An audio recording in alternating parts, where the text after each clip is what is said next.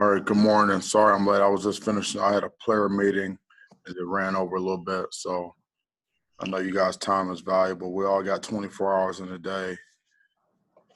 So I'm very conscious of everyone's time. So I appreciate you guys waiting a couple extra minutes for me. Thank you.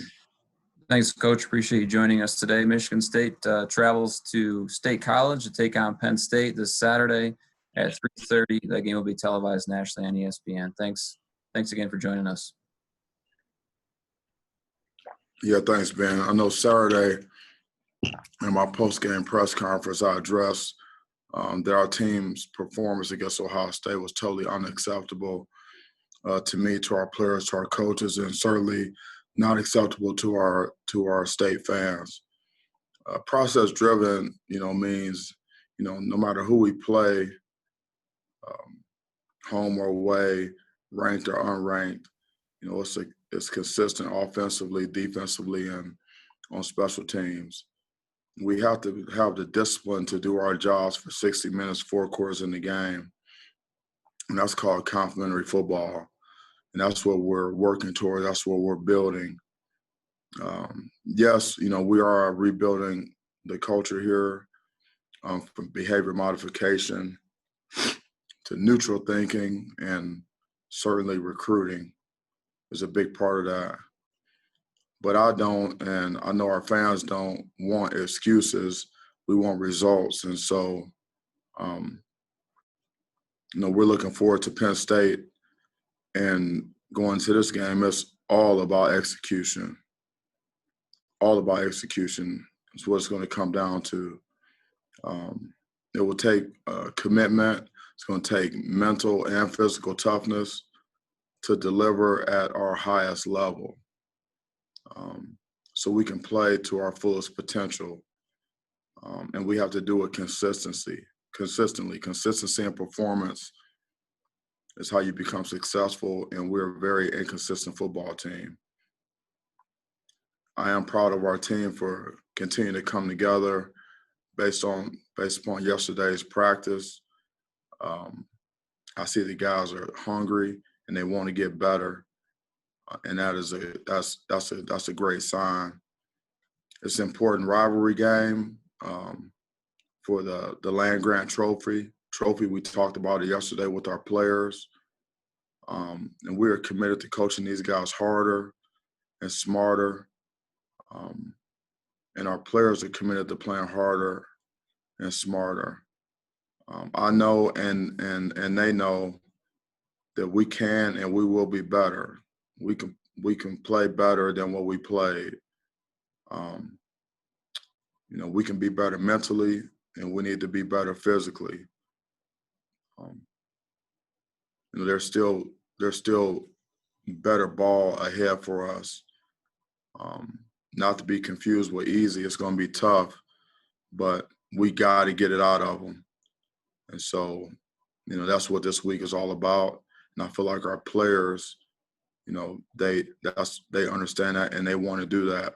So we're going to put the work in this week, go through our process on and off the field, and then we'll take it into Saturday. Penn State's got a team that is better than their record. They've gotten better throughout the season. They've got good players. They're very well coached. James does an awesome job.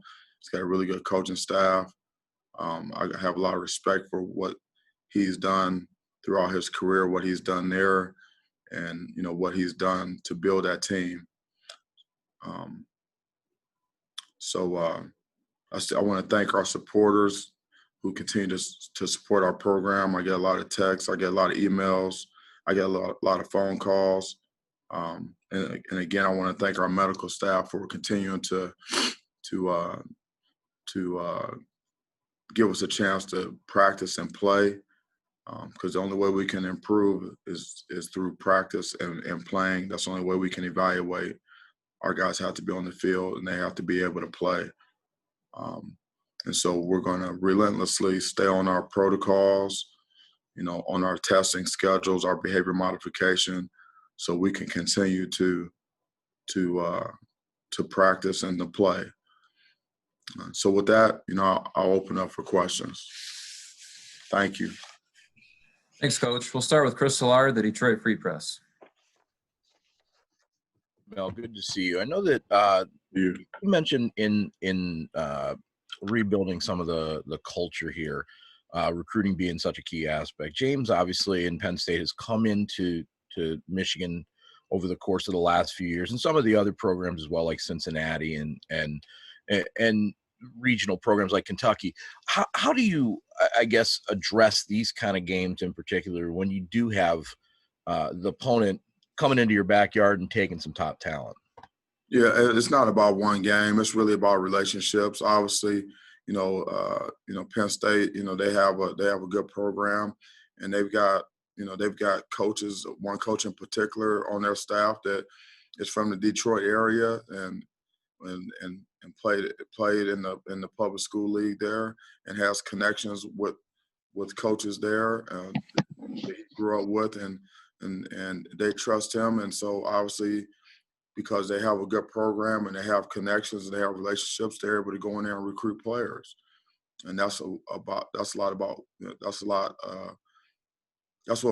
lot of recruiting is about. That it's about relationships and trust, because you have these young men that have been brought up through Pee Wee, Pop Warner, elementary school, junior high, high school. They've been part of the community, and then they get to a point where they're been developed to be recruited by Power 5 schools, and then they want those players to have the best chance, academically and athletically, to succeed. And a lot of times, they'll send players where they feel like they can trust the people there that are going to take care of them, just like they're like they were their own children. When you're sending kids away from home, and so it's a lot about relationships. And so, we're working hard to build the relationships, not just here in the state, but outside of our state, to be able to, get the players that we need to compete to win the Big Ten and get into the playoffs.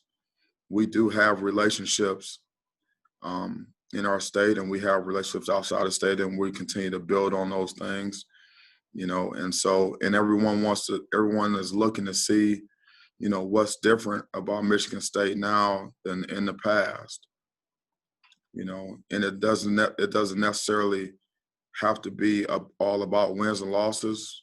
Being in the left-hand column certainly helps, but it's also, what people see in terms of, how the team is being handled, the accountability, and then what players that are on the team, what they're saying. If you want to update more accurately, it's 4 questions total that are open to. And it's also players that are in the program, what they're saying to people outside the program, what they're saying back home about what's going on inside the program. And that's really kind of how the word gets out. And then myself and our coaching staff, how we communicate with the high school coaches and with the players, and being authentic and being honest and upfront, and laying it out there and telling them what we have to offer. And it's competition. Recruiting is competition, and a lot of competition is about comparison. And so players and their families and our high school coaches are comparing us to these other schools, and they're making decisions on where they think their players, their student athletes will have the best chance. As a follow to that, you mentioned on the radio show the other night that you guys haven't had face-to-face contact with these guys in the last couple of months. I guess, how has that, I mean, you talk about the difference in process. I mean, how much have you guys had to alter strategies in terms of, with signing day coming up next week, how to kind of identify these guys and also find out, like what Izzo says, is find your kind of guy? Yeah, the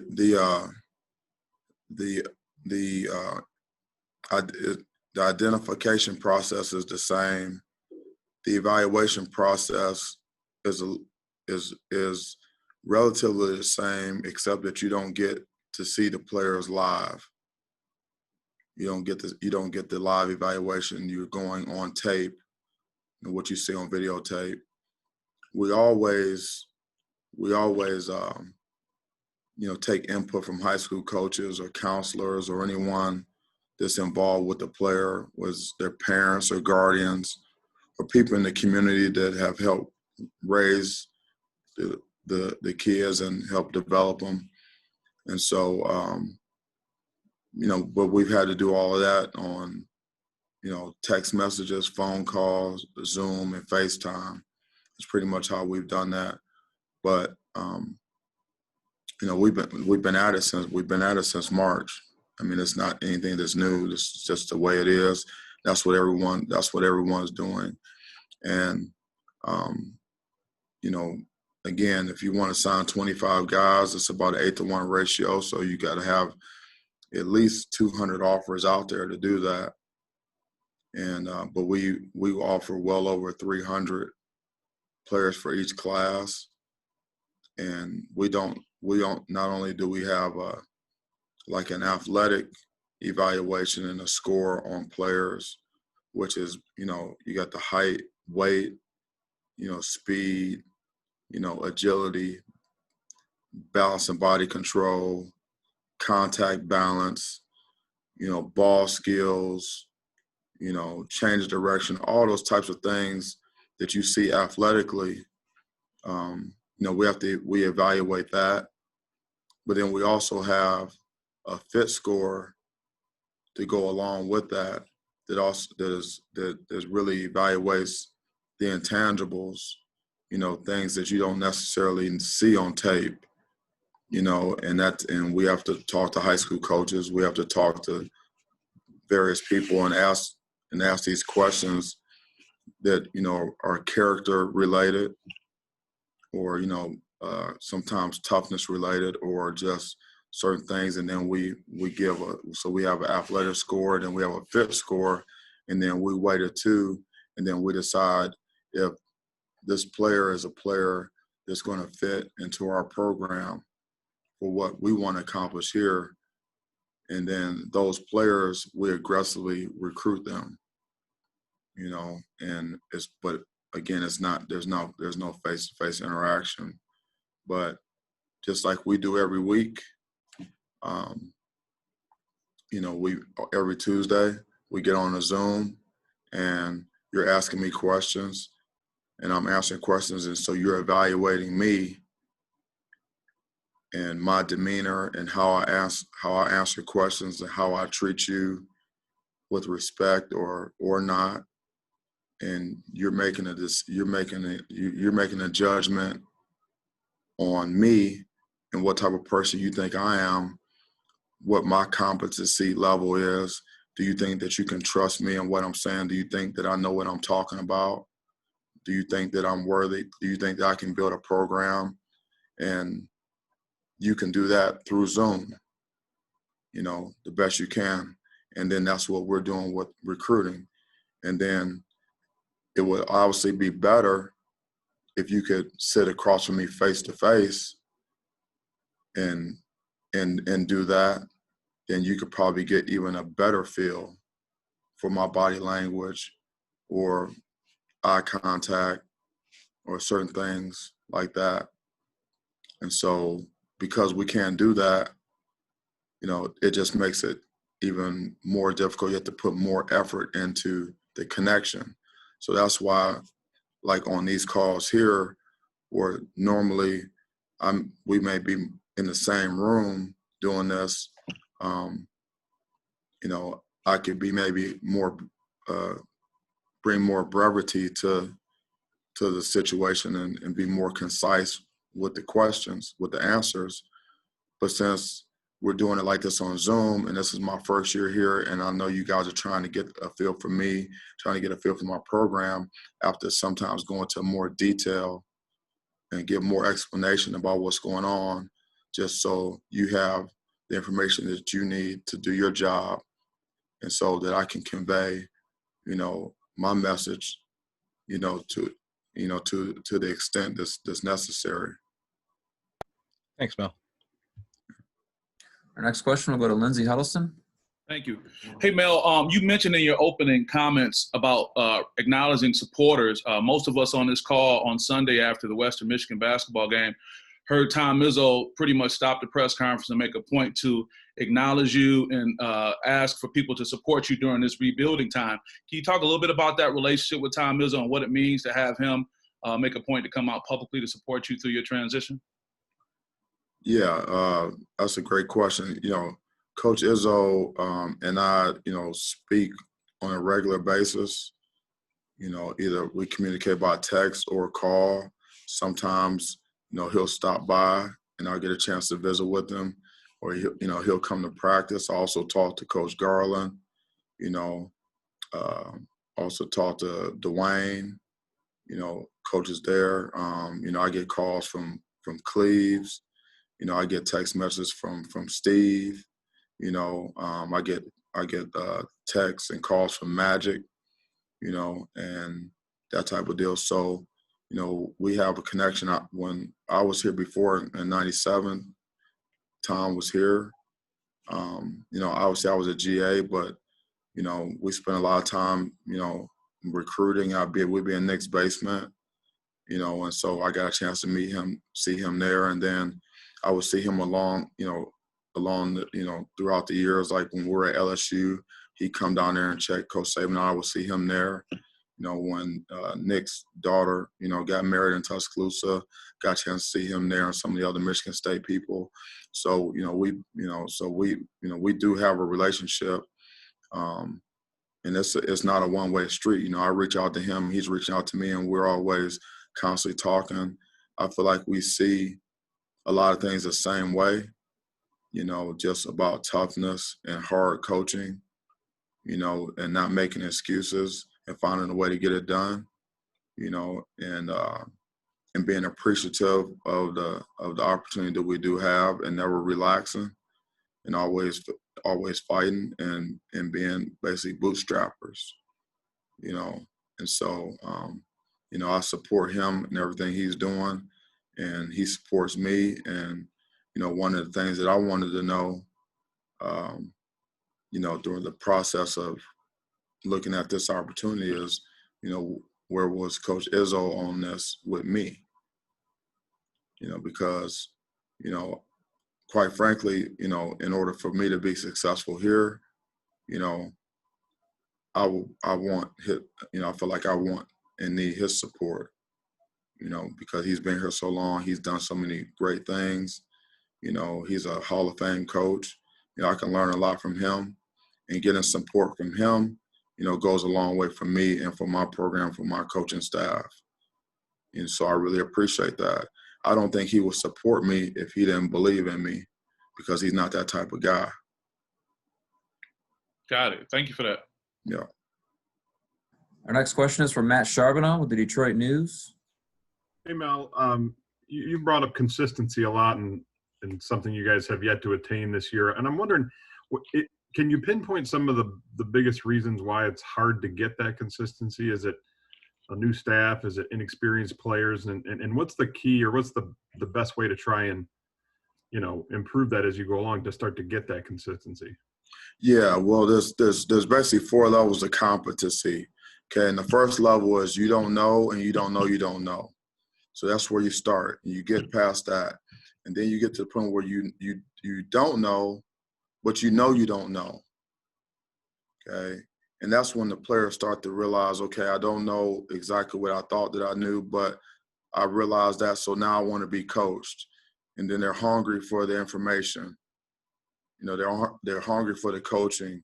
They want you to pour into them, because they realize they don't know how to do it.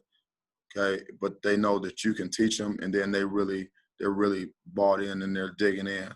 Okay, then the next level of competency is, they do know, and they do know they're having success, but they don't know why. They're not exactly sure why a play was successful or why they were able to get the job done. They just know that it happened. And in that and that level, that third level of competency, is that they're doing the right, they're often doing the right things, often doing the right behaviors, and that creates some success, but they're not exactly sure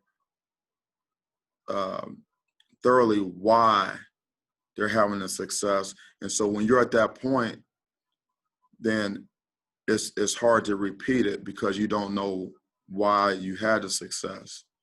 You don't know the details. So it's hard to repeat it, and it's hard to teach it to someone else, and it's hard to share. And that makes it hard to lead. Okay. So, and then the last level is, the fourth level is you do know, and you know why you know. Okay. And so, but even at that point, even if you know what to do and you know why it's important to do it that way and you understand it, you still have to do it. You still have to do it. So I can give you an example like nutrition. Okay. We have a great understanding of, from a nutrition standpoint, like what I should, if I want to be fit, you know, and I don't want to be overweight, or I want to be healthier. I know what I should eat and what I shouldn't eat, and I know why, but I still have to make the decision on a daily basis. And that's not, as we know, that's not always easy to do. So then that's where the consistency comes in. So right now we're somewhere between level 3 and level 4 with certain guys. And that's why we have to continue to teach, motivate, and develop, so guys understand fully, you know, have the discipline to do their jobs, know what they're supposed to do, know how to do it, when to do it, why it's important to do it that way, do it on a consistent basis, you know, and it becomes habit, and that becomes it's behavior, it's day-to-day behavior, which is culture. It's how we live day to day. And so that's a process, you know, and it takes time. And so that's why we see inconsistency. And the only way to become more consistent is to continue to, you know, hammer on those things, those fundamental things, go over and over and over and over again, change the stimulus, change the drill, find a different way to emphasize the same thing, show them NFL film, you know, showing them doing it right, showing them doing it wrong, you know, whatever it is, come to them in a different way, delivery of information. Maybe it's video, maybe it's more walkthrough, maybe it's on paper, whatever it is, capturing guys' minds so you can get more consistency, so they can understand and they can repeat it and have the confidence to be able to do it no matter who they're playing, no matter who the opponent is, and having the confidence to do that. So that's where we are. And that's where the work comes in. And that's why it's a process. And it is not easy, but we know what we need to do. We know how we need to do it. We just have to continue to hammer at it. And then recruiting is a big part of that as well. And so that's how we get there, you know. And and we're built for that. That's what this staff is built to do, you know. So we knew it wasn't going to be easy, you know, but that's the challenge. And you know, that's you know, you better love it, because if you don't love it, and that's not the type of challenge you want, then it's not the situation for you. Do you lump in some of the discipline things with that, like some of the penalties, especially we saw last week? Is that part of it too, of knowing where that line is of going too far, playing hard, and then not being disciplined on a penalty? Yeah, that's a part of it as well. It's like, you know, I showed the players a plan of the playing field yesterday, and we're going to pass out one to every single player today that shows the playing field and the dimensions of the field. You know, from the sideline to the bottom of numbers is 7 yards, to the top of the numbers is 9 yards. You know, between the hashes is 10 yards. The hash marks of 1 yard is 13 and a third between the hashes and all that. So if I'm tackling a guy and I'm driving a guy, you know, I need to have awareness of where I am on the field. And once I get to the numbers, I know I got about 7 more yards to go before I get to the sideline, which is about 3 or 4 more steps, you know, and just having awareness of where you're on the field and being alert to the whistle and things like that, and then knowing when to pull off.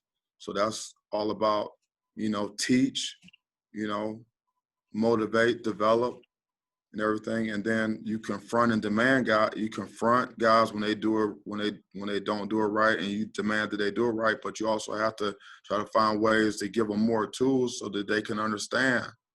And so, you know, that's part of coaching. But I do like aggressive play, and we categorize our penalties. You know, we have foolish penalties.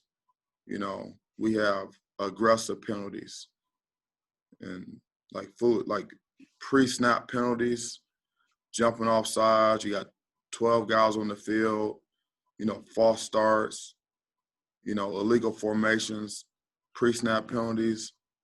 You know, those things right there, you know, you shouldn't ever have those. That's just dumb. You know, it's just a total lack of discipline. Then you get aggressive penalties, okay? Maybe it's a pass interference, or maybe you might get a offensive hold where a guy's straining to sustain a block. Or maybe you might get maybe a late hit on the quarterback that's a bang, something that's a judgment call or something like that. And when you get those, then and they're aggressive penalties, then you have to coach through those through technique, you know, maybe better technique or better understanding. And then you work through those things. And so we categorize those penalties and we address them as such. And, you know, this particular, our penalty, the past couple, you know, our penalties had gone down. You know, we were, I think, maybe Northwestern, maybe we had 46 yards and like, you know, total yardage loss on penalties. But this past week, we were up over 100 yards in penalties, you know. And so what is that attributed to, you know? And then we break everyone down, we address them, and then we move forward. But every 100 yards in penalties is about 7 points, you know. So, you know, penalties, you know, penalties will get you beat, you know, especially, you know, dumb penalties, and then aggressive penalties we're going to coast through. I'd rather coast through aggressive penalties, okay, than some of those other type of penalties, because we can fix those.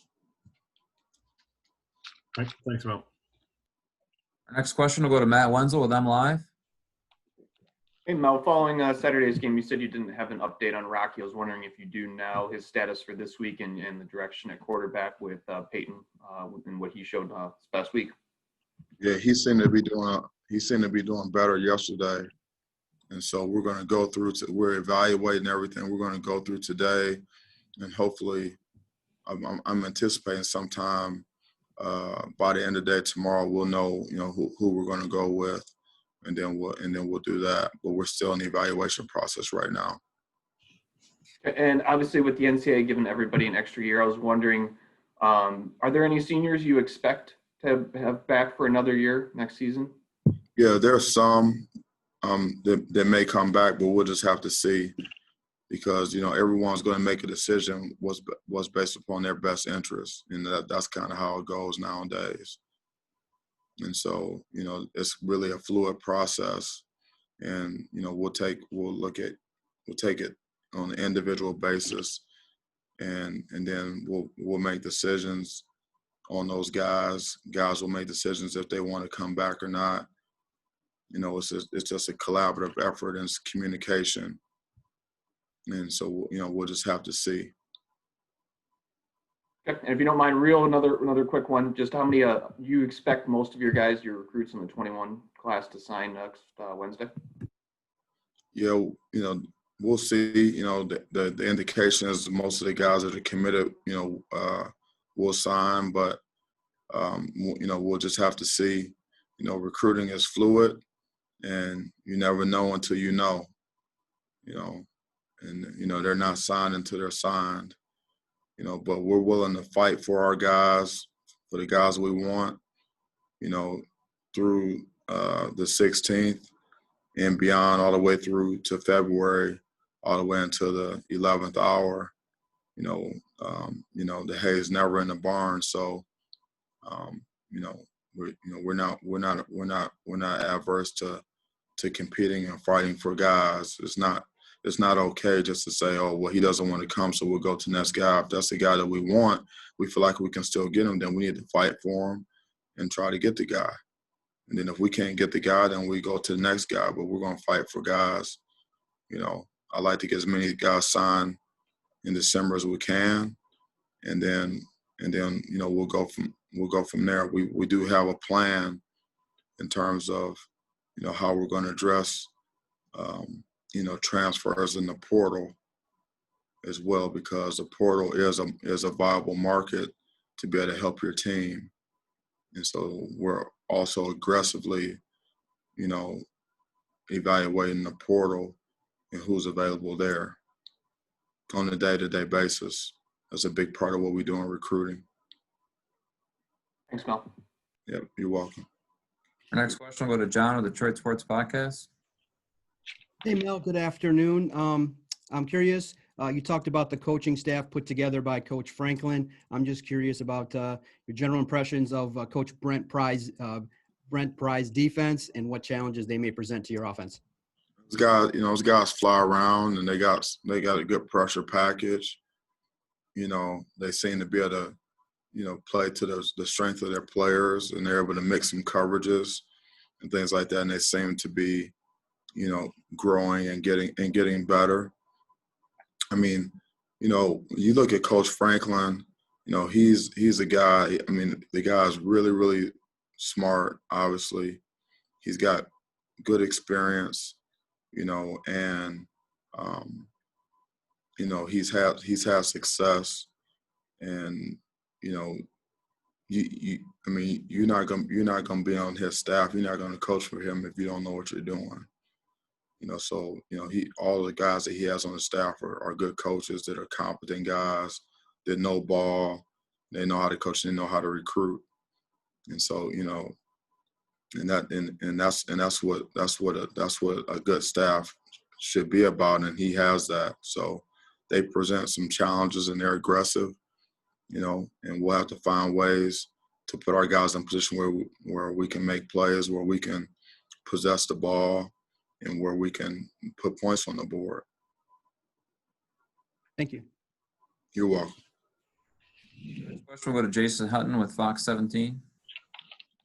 Hey, Coach. I'm just wondering what Tyler Hunt has meant to your team this year. You don't often see a punter converted to tight end, and he's got a lot of playing time for you guys this year. Yeah, I like Tyler. He's athletic. He's quick. He's fast. He's a willing blocker. He gives excellent effort. And he competes. And obviously, we needed some help with that position. We were extremely thin there, and so Coach Gilmore has worked very hard to really teach him how to play that position. And he's gotten himself to a point where we feel comfortable putting him in the game, and he's going to he's targeted, and also he gives great effort in terms of blocking and things like that, and the guy works extremely hard. I have a lot of respect for him and what he's done, and the way he goes about his business and the way he works. I mean, his care factor is high. If it on a scale from 1 to 10 of caring, and if 1 is you don't care very much, and 10, it's very important to you and you care a whole bunch. Like, he's a 10 on his care factor. And so, you can work with guys like that. Like I said, this is when I got here on February 12th, I told the guys, I said, listen, everybody's got a clean slate, and it's we're going to play the best players, and everyone's got an opportunity to show what they can do. We don't care if you're a freshman, a senior, you're a walk-on, you're on scholarship. If you love football, I like you. If you're willing to run and hit, and you're coachable, we'll do everything we can to find a role for you. And he's a guy that has worked himself into a role, and he works every single day. He's never complacent. I've never seen him take a play off. And he's hungry, and he plays with a chip on his shoulder. Okay? And to me, that's what a football player is. Thank you. Our next question will go to Stephen Brooks with 24/7 Sports. Hey, Mel. Excuse me. Hey, Mel. Going into your last regular season game here, what area or areas would you say you've noticed the biggest improvements from the start of the season, or the most growth? I was just talking to the team yesterday, and talking to the staff today, and talking to Coach Els. Like our coverage unit, like on our kickoff, has improved. Earlier in the year, it was kind of like a sieve. You kick off, and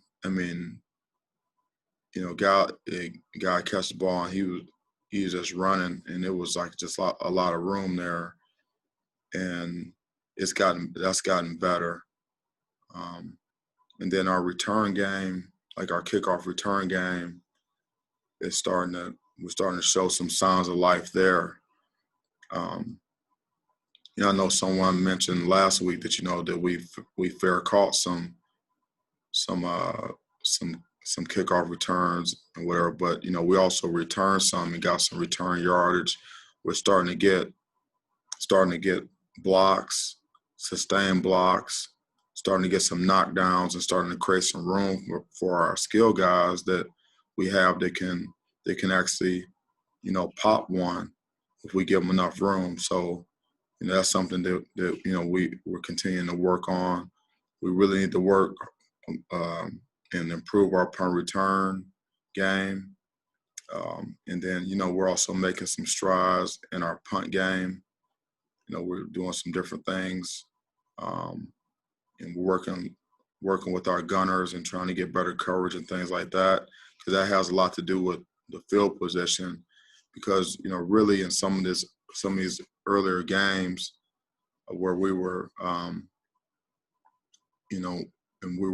we weren't having success, you were looking at, we analyzed the drive start analysis, the average drive start for us and our opponent, and like our average drive start was like our 20, and their average drive start was like on the 40.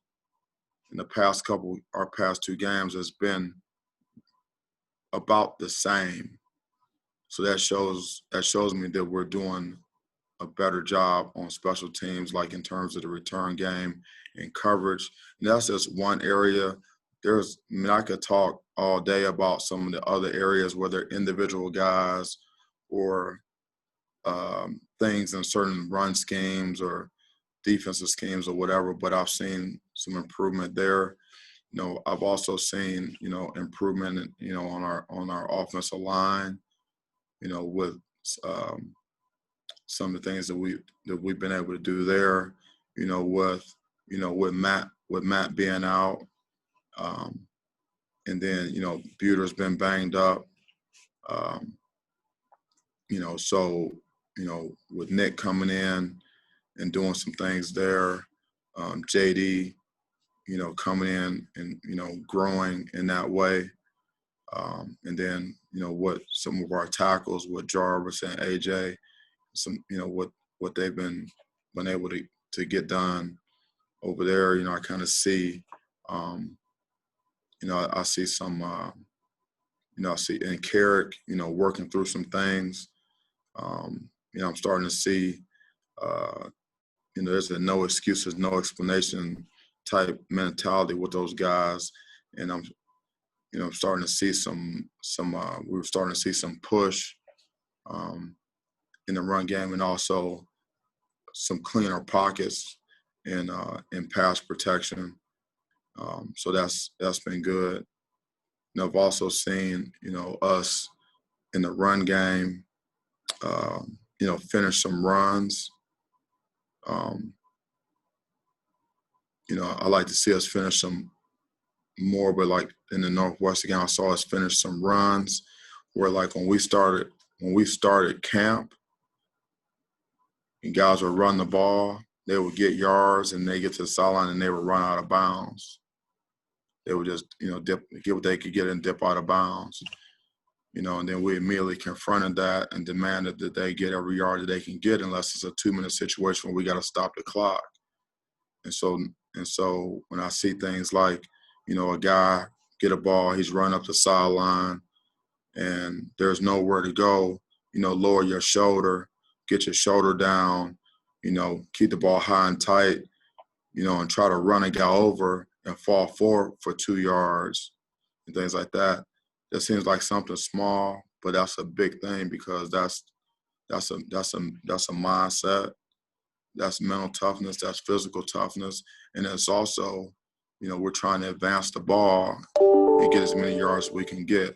So I'm seeing some things there, like from a toughness standpoint and straining standpoint. Those are some things that I'm seeing. I'm also seeing some younger guys. We got a lot of first-time starters, guys that never really had any significant playing time that are getting out there and starting to settle down a little bit and starting to get into a point where they can get a call, get lined up, and play fast. Kind of some on-the-job training. And so we're making some strides there, but obviously it's not good enough.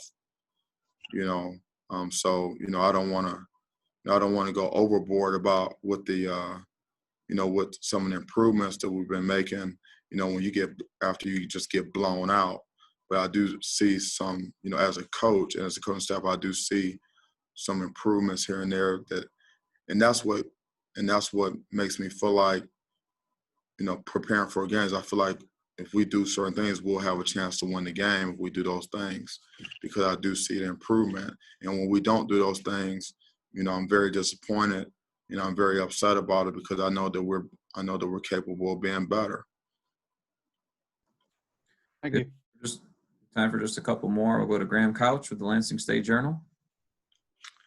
Hey, Mel, I'm wondering, as you evaluate your 2 quarterbacks, and then even as you evaluate a quarterback in recruiting, what are the most important traits you're looking for? And when you see these 2 guys on a Saturday and you look at the film on Sunday, what are the things that win you a starting job with these guys or don't? Yeah, your quarterback has to be the number 1 competitor on your team, period. That's what he's got to be. And if you look at the best quarterbacks in the country or the best quarterbacks in the NFL, they are the number 1 competitor on the team, or at least on the offense, and it's obvious. And they're leaders, and they have command of the offense, and they have mental toughness. The next thing is, you have to have accuracy. You have to be able to deliver the ball accurately. And you like guys to be able to win outside of numbers. We like guys that can go through a read of a route progression and go through a progression and read some things out, and to be able to read defenses. We like guys that can be able to recognize fronts and coverages and be able to get us in and out of, get us out of bad plays and get us into better plays at the line of scrimmage. So we like guys that are smart, that are football guys that will study the game, and then have the poise and the patience, to be able to go out and execute, when it's tough and when it's full speed, and when you're on national TV and millions of people watching, you need to be able to have the poise to be able to take it from the practice to the game. but first and foremost, your quarterback better be your number one competitor on your team, and that's what I look for. When we talk about quarterbacks, what type of competitor is he? You know, and will he outcompete everyone on the team? Will he give that effort to be the number one competitor? So, there's a few things there. We have a list of criteria for every position. What you're looking for by position. Offense, defense, things like that, specialists, and try to check those boxes. Plus that fit score that we talked about, which talks about those intangibles and things like that. So. Our last one will go to Stoney with 97-1 the ticket in Detroit.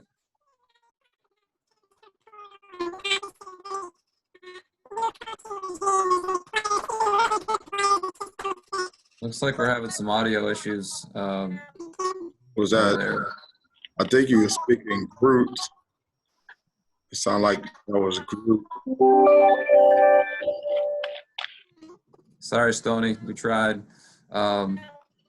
If Justin Rose is on here, I think he had one last question. If we can get one more in from Justin, if he's still Yeah, on. hopefully my audio is a little better than Stoney's is. Mel, the land grant trophy, it's often been recognized as the ugliest rivalry trophy in college football. Your thoughts on the land grant trophy? Yeah, I haven't evaluated the aesthetics of the trophy. I would like to have it. I would like to have it, but obviously they're not just going to give it to us, so we're going to have to earn it. But ugly trophies, ugly babies, you want to have them.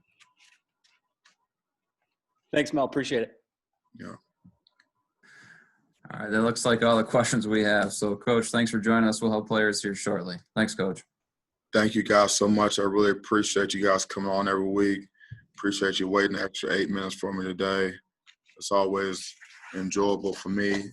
I actually look forward to visiting with you guys, contrary to popular belief, because all you guys do a great job. You're all professional, and I appreciate the questions. And the tougher the questions, the better. So keep them coming. Thank you so much. Have a great week. Stay safe. Don't let your guard down, man. COVID-19 is still very, very strong out there. Stay healthy. Go green.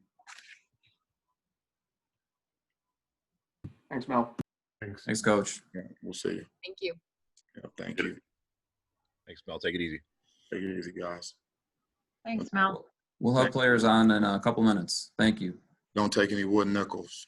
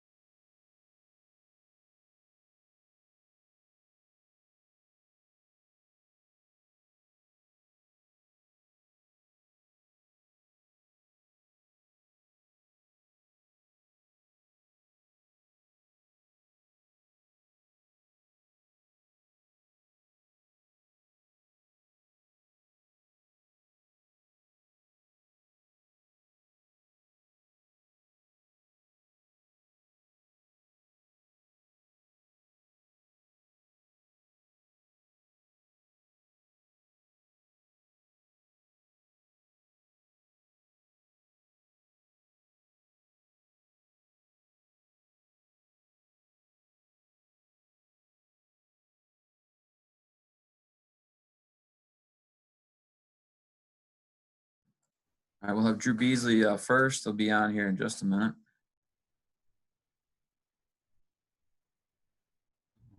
Hey, Ben, is he going to be on the Spartan Vision link, or does he have his own? No, he'll be on his own. He's in the Okay. building right now.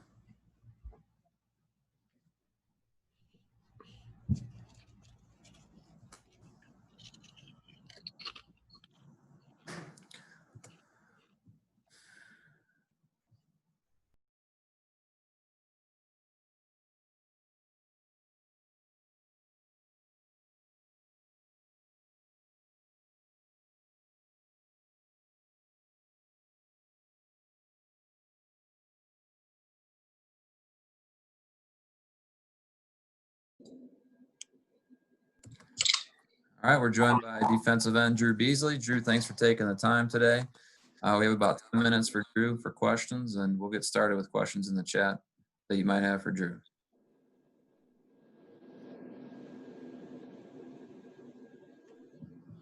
Our first question will go to Chris Solar, the Detroit Free Press. Chris? Hey, Drew, good to see you. One of the things over the last few months that we've kind of seen with this program is the ability to get to the quarterback. I guess talk about what have you guys tried to do in terms of getting the pass rush and how it interconnects with what you're doing in coverage in that 4-2-5?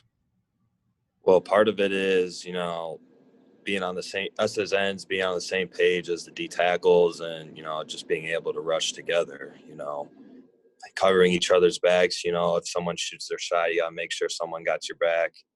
And in the back end, we just got to make sure that, if the quarterback or the running back does get out, that they're there to make the play. So all of it is everybody doing their job, doing their 1/11th. And, we've proven that we've done that before, and we're capable of beating good teams. So we're capable of playing at a high level. We just got to do it on a consistent basis.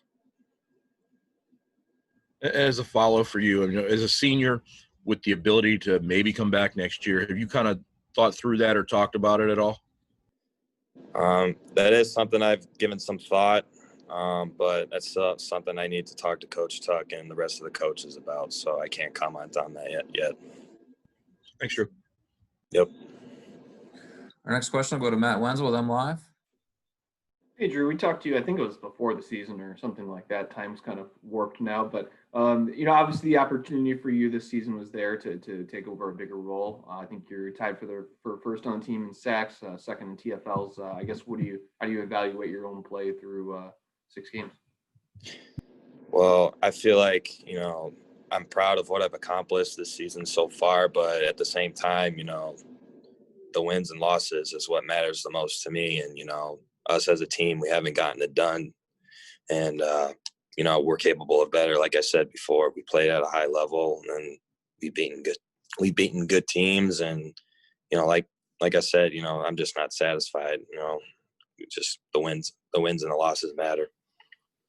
And after Saturday's game, Mel had said he told all you guys to watch film that night and start immediately getting prepared for Penn State. Obviously, the consistency thing is something that he's been harping on. I guess, what did you see from the team coming back to practice after last weekend? Well, yesterday, everybody definitely felt like they seemed to have a little fire ignited inside of them after this past game. I was very upset with the result because I know we're capable of playing better and mistake-free. And, I don't know, it's definitely is a lesson learned here. And sometimes failure can be your greatest teacher. Thanks, Drew. Mm-hmm. Next question will go to Noah Trister from the AP. Yeah, hi, Drew. We're kind of winding down the season now, and I guess are you able to reflect? I guess is there one or two overarching things that you think of the most when you think of what Mel Tucker and his new coaching staff have brought to the program and sort of what their coaching style has been like and so forth? Well, they definitely bring a sense of energy, this energy I've never felt before. And, regardless of if you're up by 20 or down by 20, whatever the case may be, you finish the game, you play all 60 minutes and you just go all out and, give it all your effort and give a relentless effort. When he's with us on these Zoom calls, he gives sort of very thorough, detailed answers to a lot of questions. He doesn't mind going into a lot of detail. Is that kind of how he is behind the scenes with you guys as well? Yeah, because, focusing on the details is, it seems like the littlest thing, but it's important. And, taking care and taking all those details into account will potentially make the difference from winning a game or losing a game, from stopping the offense to get a first down or not. That might win the game, whatever the case may be. It's a game of inches and the details matter. Thanks. Our next question will go to Audrey Dahlgren with WLNS. Hi, Drew. After the game on Saturday, Tucker was mentioning that, he was very thankful for the fact that you guys have another game to play because he didn't want to end the season on that note. And from your perspective, I guess, where do you stand with that? And what do you want to accomplish to make it feel like this regular season is a success? Well, I definitely feel that, if that were the last game of the season, I'd be very disappointed because that's not the way, me and my fellow seniors would like to be sent out. But, right now we're just looking to end the season on a high note and potentially keep our season going with a bowl game if that is in our destiny. And that all starts with Penn State this Saturday. Thank you. Next question will go to Stephen Brooks with 24/7 Sports. Hey, Drew. I wanted to ask you, what areas as a defense do you feel like you guys have improved in the most over the course, from Rutgers to now going into the last regular season game? I think we started to understand Coach Hazelton's concept of rushing together and, covering each other's backs. If someone's gonna try to make a move, you got to talk to your buddy, make sure he's got your back so that the quarterback doesn't, break the pocket or get out of contain, which is, I feel like, something we kind of struggled with this past Saturday and we need to do a better job of. But, overall, I feel like the D-line as a whole working together is something that we've improved upon since Rutgers.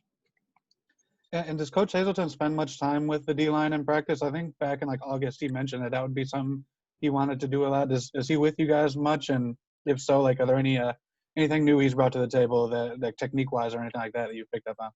I mean, he works with the D-line a lot as a whole, and, he tries to spread out his time, on whenever period is 7-on-7, team run, team base. He tries to get everybody together so that they can understand what their job is and how that works and how the whole defense is supposed to be ran.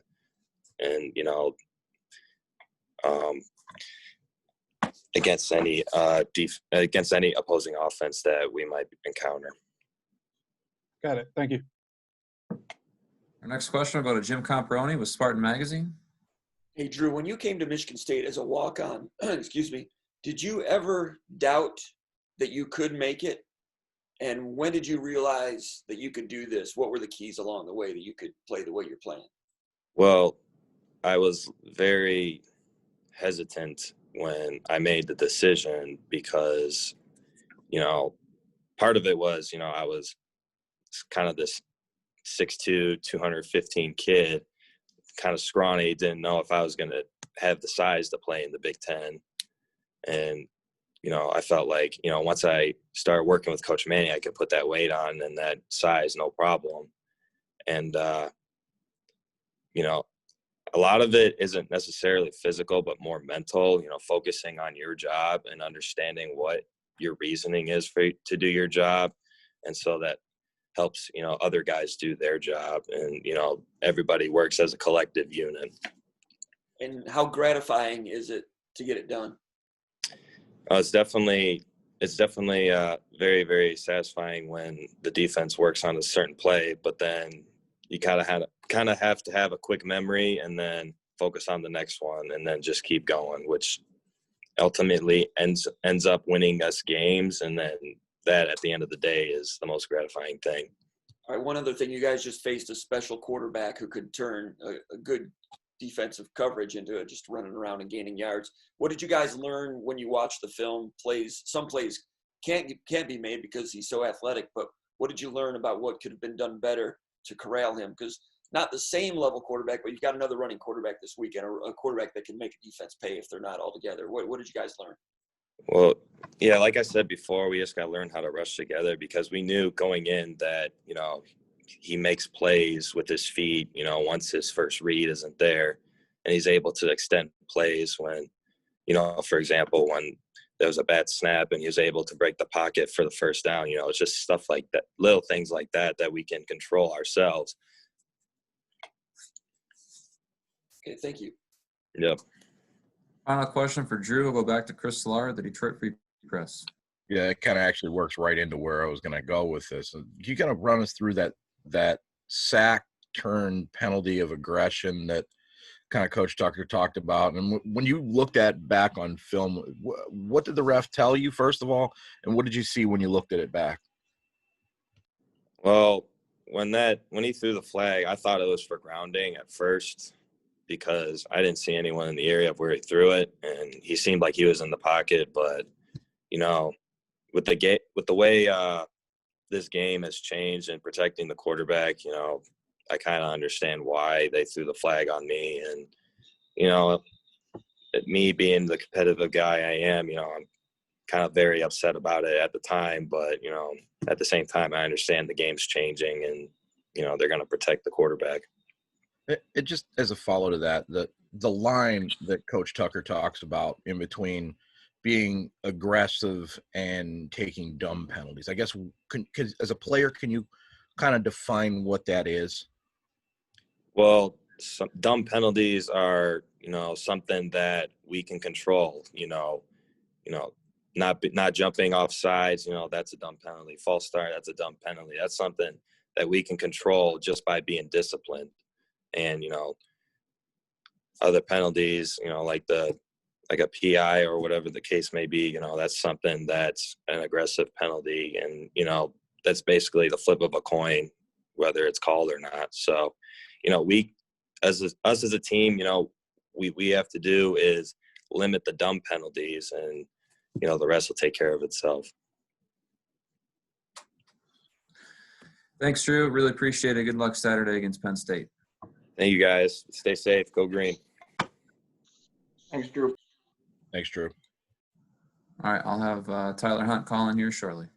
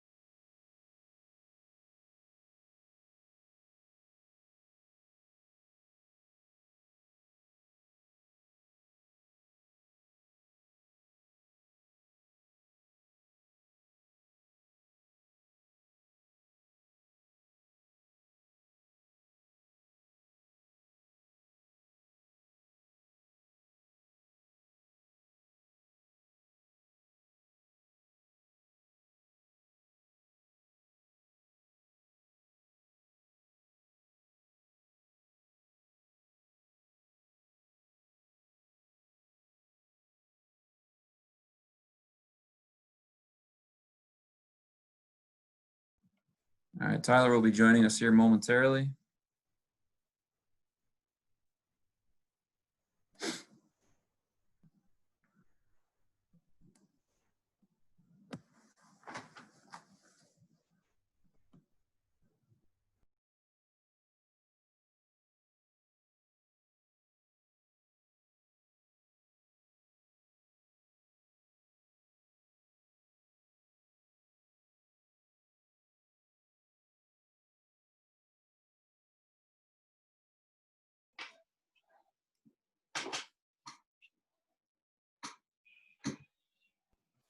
All right, we're joined by tight end Tyler Hunt. Tyler, thanks for taking the time today before you head over to the building for some meetings and practice. We'll start questions from Jason Hutton with Fox 17. Jason?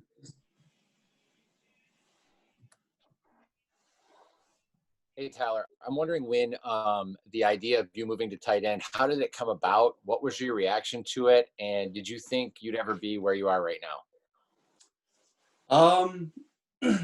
So the idea of me moving to tight end, it's kind of been on my mind to switch positions for the past couple of years now. I felt like I was a pretty decent athlete and could do more things than just kicking and punting the ball.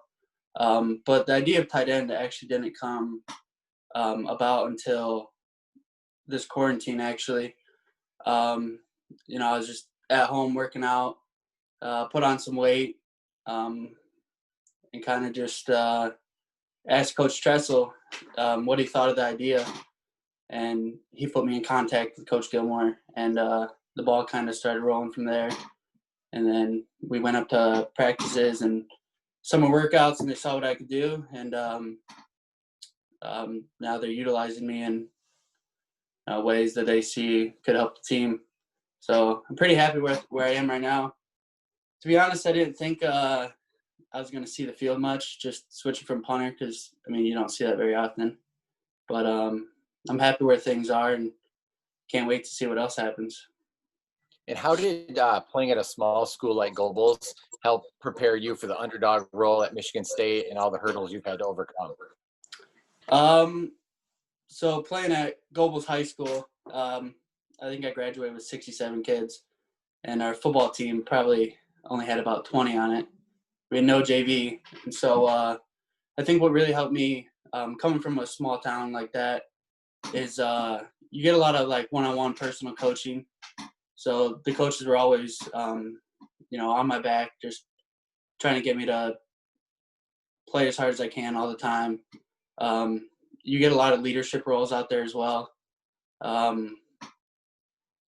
was on the varsity team for 4 years, so being a captain for 3 of those, I think it really prepared me for my role now at Michigan State. And just a lot of adversity comes with it, having a leadership role all the time. So I think I'm pretty well equipped to handle anything that comes my way as far as football standpoint, and just having a great mindset. My coaches in high school definitely prepared me well for that. Thank you. Mm-hmm. Next question, we'll go to Chris Solar, the Detroit Free Press. Hey, Tyler, I got a few rapid fire here real quick for you. First of all, did you throw a touchdown or a 2-point conversion with your left hand? I did. That was a while ago. Second, how far can you throw the ball with each hand? Right hand is probably around 70 yards, I'd say. And then left-handed is 50. How far did you kick off through the goal posts and was it somewhere in Kalamazoo? Did you kick one into the trees? Yeah, Gobles High School. We played Kalamazoo United, and their field back there was lined with trees, and so I think just about every ball found its way back there. Okay, so the big question is, how do you assess your own talents? When you've got the ability to do all those kind of things, first of all, why were you a walk-on, and second of all, how much does now having a specific position help hone some of that? I think having a lot of talents comes from kind of how I grew up. I grew up with 12 other siblings and not a very big house. So we were we're outside all the time and just doing different sports constantly out in the backyard playing catch. Just making up games of our own. And I think that's where I got a lot of my athleticism from. And I think it's helped me in a lot of sports. I played everything from wrestling, soccer, baseball, basketball, go out there and play tennis and stuff on the courts. And so I think that's helped me in a lot of areas, especially like hand-eye coordination and footwork and stuff like that. All those skills kind of transfer over from one sport to the other. And so I think that's really helped me. It also helped growing up with four older brothers that, how older brothers are. So I think that really helped me a lot. And they would not take it easy, let me tell you. Thanks. So it was a lot of fun growing up. Yeah, no problem. Our next question will go to Eli with the State News. Hey, Tyler, I was just curious, these last 2 games, you're able to step into that starting role. I mean, how have you felt about your performance in those couple of games? And then stepping into a role like that where you maybe haven't had a role like that since you've been at Michigan State, how have you felt kind of stepping into a role like that in these past couple of games? I feel pretty good about it.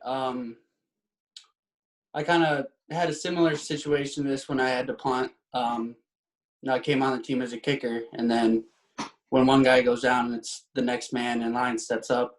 And I think the coaches do a good job of letting us know that, your time can come at any point, and you got to take the opportunities that you get, and you got to run with them and, show everybody what you got. So. Our next question will go to Rico Cooney with Spartan Magazine. Hey, Tyler, how you doing this afternoon? Good. How you doing? I'm good, thanks. Hey, Coach, in talking about you, kind of gave us a hint that you're a guy who walks around with a chip on his shoulder, and I'm guessing a lot of that came from being a small-town guy that a lot of people didn't believe in, and as you just mentioned, your older brothers. Is there a situation where you can remember back in those days where that chip started to develop either through playing high school ball or being out in the yard with your brothers? Yeah, I think, growing up, small town, there's not a lot of big names out there, but there's some names that definitely stand out. And my brothers were the first of my family to come to Gobles and play high school ball. And they were the first people, I would say, to really get the Hunt name out there. And growing up in Gobles, it's a pretty big tradition school, just like Michigan State, tough-nosed football. And I think when it first came to me, that I had to walk around on a chip on my shoulder, not only for me and my brothers, but for also our last name. And so I'm not going to lie, when I first got on the varsity team, everybody was probably like 50 pounds bigger than me. And so it took a couple years to finally, get that chip back on my shoulder and get that, we like to call it the dog mentality. And so I would say after I had enough of, older kids, even my brothers, kind of just messing around with me, finally I got a little bit bigger than them. And then that's when that dog started showing up. So I'm guessing then there was a point where Tyler Hunt was tired of being punked. Oh, yeah. Yes, sir. Yeah. Thanks, man. Yeah, no problem. Next question will go to Matt Wenzel with MLive. Hey, Tyler, I guess somewhat along those lines, we just talked to Mel Tucker, and he said that your care factor is a 10 out of 10. I was wondering how would you assess his view of that? I think I'm a guy that, I think it's been shown that no matter what my role is on the team, whether it's scout kickoff, just kicking the ball to returners, stepping in as a punter, being a scout team on offense, or if it's starting at tight end, my mentality is to attack every day and, show what a guy from a small town can do. And, whatever my role is, I'm going to go 100% in whatever I do. And that's just the way I was raised. That's the way my family was raised. And you mentioned, how the move to tight end came about. You said you really didn't think you'd see the field that much. If somebody had told you a year ago that the first rushing touchdown Michigan State would score this year would come from you on a jet sweep, what would be your reaction to that? I'll tell them that they would never call that play in a million years at tight end. Thanks, Tyler. Yeah, no problem. Our next question will go to Noah Tripp for the AP. Yeah, hi Tyler. We're kind of winding down the season here, and I'm wondering if you reflect at all on Coach Tucker's first season, and I guess if there's anything about him or this coaching staff that and their impact or their coaching style that maybe people don't know about.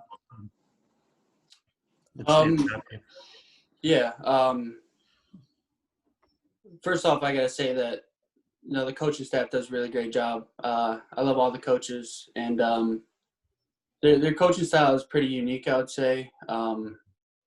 They make sure, whatever problems you have, they make sure to address them before those problems melt in and be other problems. And they're really personable coaches, and I think for the first time in my playing career, the coaches actually took the time to, get to know the player's backstory, get to know about their family. We had to do research on all of our other players and go in and, ask their families, for example, Parks Kissinger on the team, we didn't know until this summer was a really good dancer. And so just doing all those personal things makes you really get to know your teammates well. And I think it's formed a lot of camaraderie, especially amongst the tight end group. I think we got a good solid group going, and I think everybody cares about each other. When was that that you had to do research on each other? Was that during the off season? Yeah, it was during quarantine, Zoom meetings. So it was actually pretty cool. And we found out a lot of things about our teammates that we had no idea. We have time for a couple more. We'll go to Stephen Brooks at 24/7 Sports, and then Jim Comparoni. Stephen? Hey, Tyler. Are you doing any more kicking or punting these days, or when was the last time you did any of that? Yeah, I still go out every once in a while, make sure I can hit a ball farther than your average guy could. Most of it comes just not actually taking full kicks or anything like that, but stretching and going through drops, punting the ball. So I'll go through my drops, go through my steps. When the guys are kicking field goals, I'll visualize going through my steps and what I would do if I was out there kicking the ball. Is that kind of on your own time, after or before practice, or is it during the actual special teams portions too? Yeah, most of it comes in my own time, and then whenever I'm not in blocking the protection for field goal, I'll stand back, I'll visualize what he's doing, visualize what I would do, and just go from there. And then do you miss that part of it at all? Are you pretty happy with your job these days? And what was that process like of learning tight end? I mean, you always hear it's a very complicated position given the nature of it and everything. Right. I mean, there's certain natures of kicking and punting that I miss. Obviously, I don't get to spend as much time with the guys, the specialists. So that's something I miss. But I do enjoy playing tight end. I think there's a bigger role in, that I can play at tight end as far as being able to catch the ball, run the ball. The transition, it actually wasn't that bad. I think Coach Gilmore did a really good job, and Coach Johnson, of explaining the offense, going through different progressions that we have. And then it also helps. I'm roommates with two of the quarterbacks on the team, so any questions I have, I'll go to them and they'll explain it to me and make sure, my head's right and I know what I'm doing. Thank you. Yeah. Last question will go to Jim Comparoni with Spartan Magazine. Hey, Tyler, congratulations on your success. Can you take us through your recruiting process a little bit? How did Michigan State find out about you? When and how did they contact you? Who was the coach involved, and what other opportunities you may have had at the time? Can you take us through that process, please?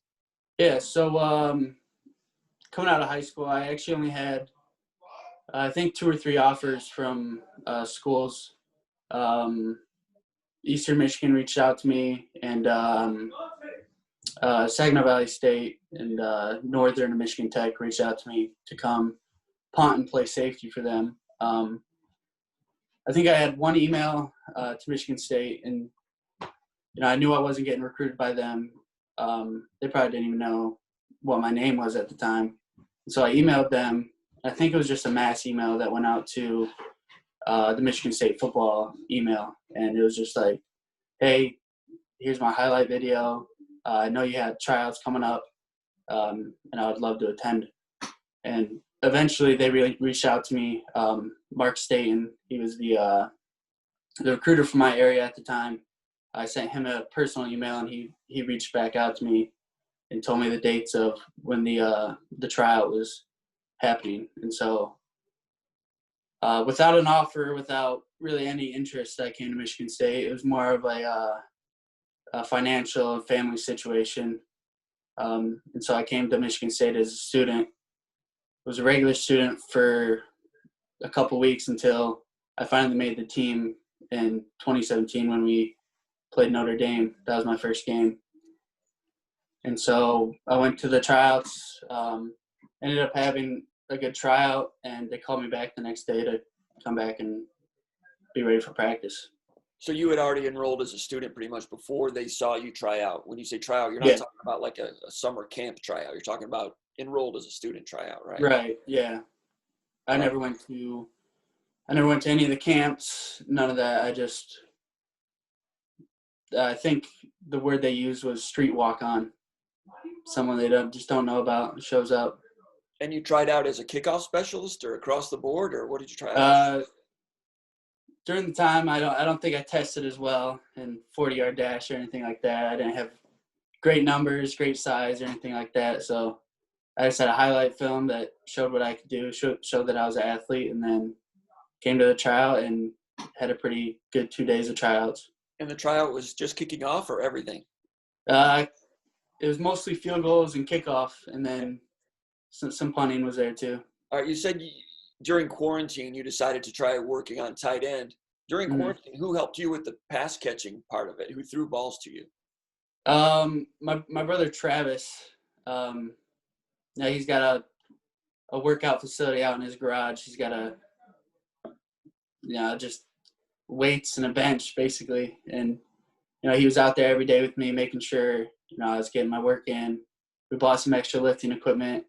He'd take me out and just have me do all sorts of receiving drills, blocking drills, and just sling balls at me all day.